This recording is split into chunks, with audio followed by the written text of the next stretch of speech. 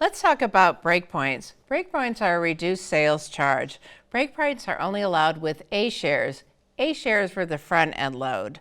So in order to receive a breakpoint, an investor has to hit a certain dollar amount. Each mutual fund is going to have their own schedule, but we'll just make up one for example purposes. So let's say that the first breakpoint happens at 10,000.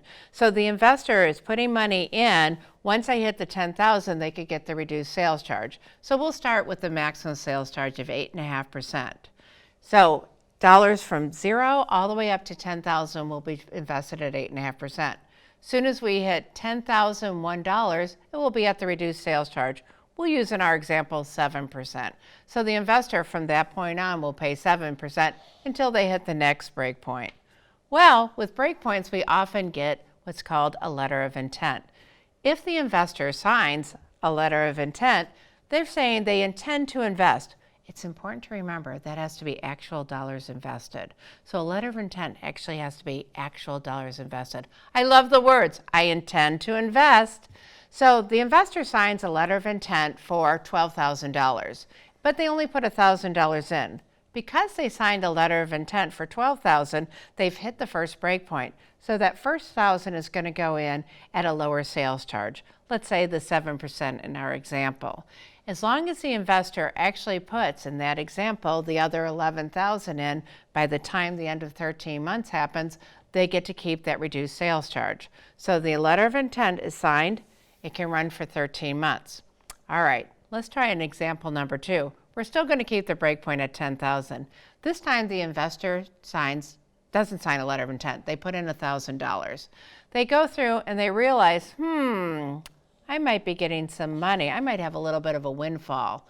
So month 3, they say, you know what? I wish I would have signed that letter of intent. Well, they can backdate the letter of intent 90 days. So even though they put the money in here, it's 3 months later. That letter of intent can be backdated 90 days, but now they'll only have 10 months remaining because from end to end, the letter of intent is only allowed for 13 months. So if they backdate the letter of intent, that first 1,000 will be done at the reduced sales charge.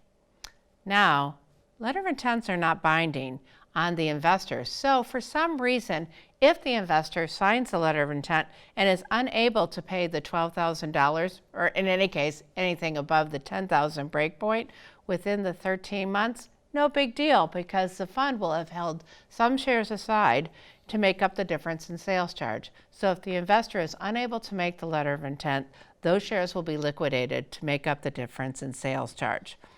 Now, letter of intent, backdated 90 days, good for 13 months, reduced sales charge from day 1, and it's actual dollars invested. I intend to invest. Let's look at another example. The other example is rights of accumulation. Once again, I love the words.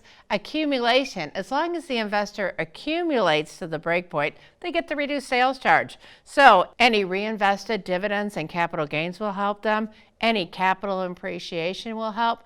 Anytime they put additional investment will help.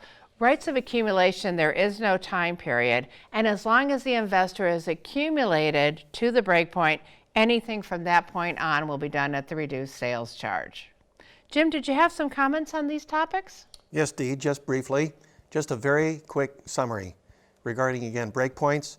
With the breakpoints, as they generally stand, as Dee mentioned, let's say you have a breakpoint of $10,000. You make a contribution of $10,000 or more, you get the breakpoint. With a letter of intent, that's where you intend to meet a breakpoint within a 13-month period.